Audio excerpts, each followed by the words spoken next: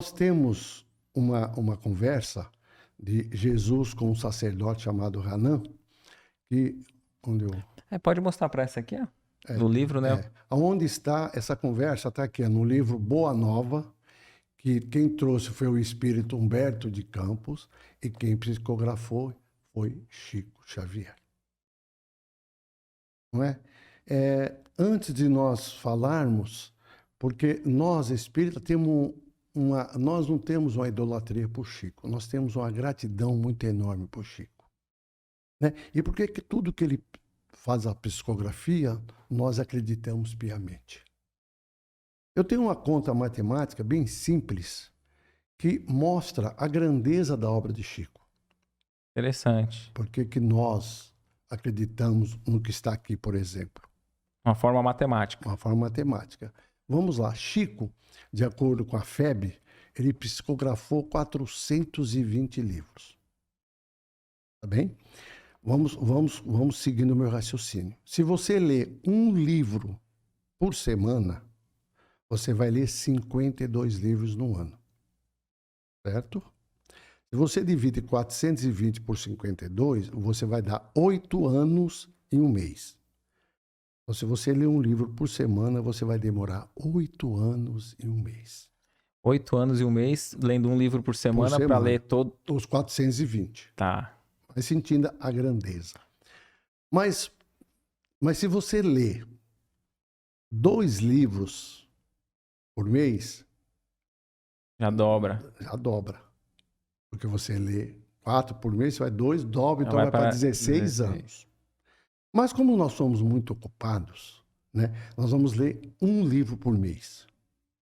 Quando muito, né? Quando muito. Aí vai dar o quê? 12 no ano. Certo? Então nós lemos 12 livros por ano. Então, pelas minhas contas, vai dar 36 anos para você ler toda a coleção do Chico. Só do Chico, os 420 livros. Ora, se você vai demorar 36 anos para ler o livro, imagine então psicografar, escrever, editar. Não é? Então veja a grandeza do Chico. Veja a grandeza da obra. Eu tenho 71 anos. Se eu começar a ler hoje, eu vou terminar lá no plano espiritual, com certeza. É nada, você vai até os 120. Né? 36 anos.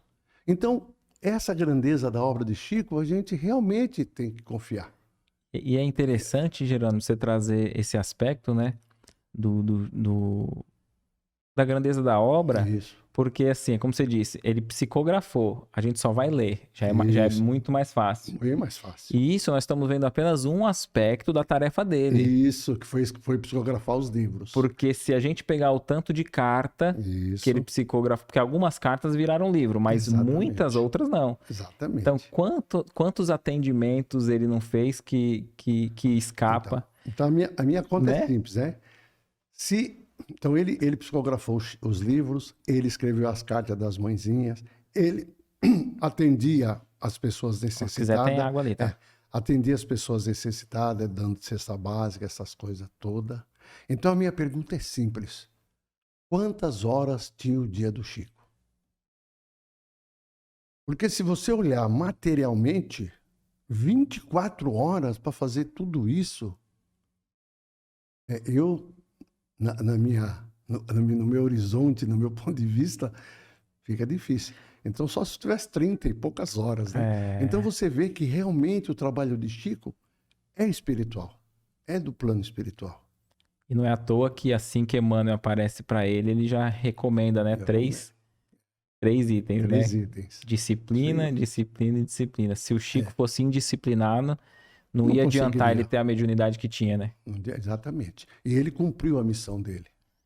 Ô, Jerônimo, sabe, dentro desse aspecto, às vezes eu fico pensando assim, que desculpa se eu tô fugindo um pouco, mas acho que fica interessante assim.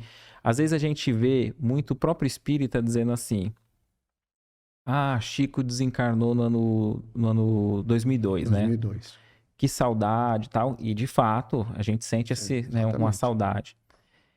Aí o pessoal já começa a fazer conta. Mas Emmanuel dizem que reencarnou no ano 2000.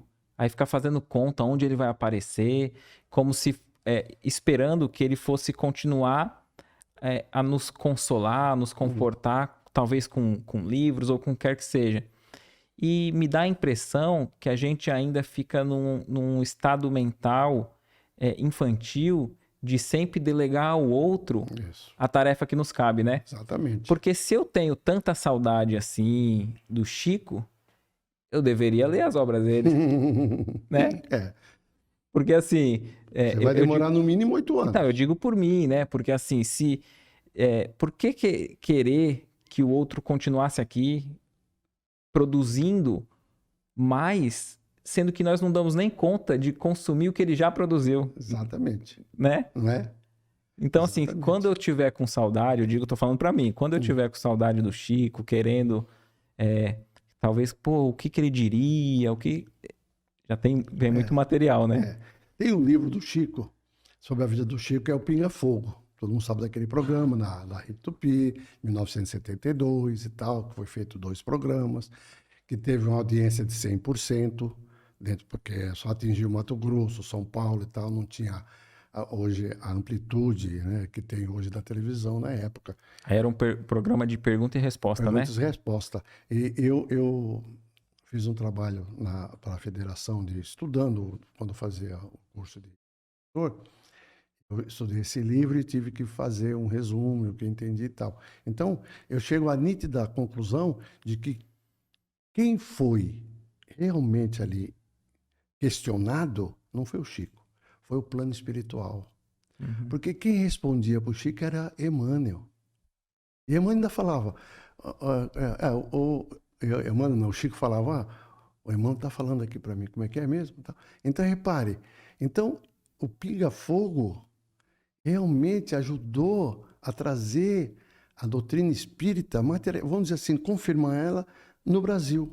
A gente não se deu conta que estava num contato direto com os espíritos. Aqueles que não acreditavam, né? Mas os espíritos, hoje nós sabemos que estavam em contato. Então, quando fazia uma pergunta para o Chico era um intermediário, materialmente, né? Porque você não é médium, não vê o espírita, o perispírito, não vê o espírito. Então, o Chico era o intermediário do plano, mas quem respondeu todas as questões, tudo foi o próprio plano espiritual. Então, eles, no meu modo de entender, né, aquela entrevista, quem foi realmente entrevistado, questionado e tal, foi o plano espiritual. Perfeito. Através do Chico. E o próprio Chico, ele diz isso, né? Que ele estava bem, assim, um pouco nervoso, né? Da tamanha responsabilidade. E ele pediu a proteção dos espíritos. E o único momento que ele se sentiu um pouco mais afastado dos benfeitores, que foi ele que falou ali, e pouca gente consegue perceber, acho que só quem era mais próximo dele que conseguia, foi quando ele conta aquele caso do avião, né? Isso. Aí que até, pelo fato, ficou meio cômico, né? Isso, assim, para relaxar um pouco, vamos dizer assim. Isso, que aí o pessoal que está acompanhando depois pesquisa lá e vê, né? Que ele diz que ficou com medo da morte, né? O avião todo mundo com medo do avião cair, e o Emmanuel aparece para ele lá. É interessante o pessoal pesquisar e ver o próprio Chico contando, né? Isso mostra que o Chico era um homem comum. Bem legal esse vídeo, né? Coloque aqui nos comentários o que você achou, a sua opinião sobre o tema. Também não deixe de acompanhar o episódio completo. Aqui você acompanhou só um trecho do nosso podcast. O link está aqui na descrição do vídeo. Estamos ao vivo todas as quartas às 19 horas no YouTube. Vem com a gente!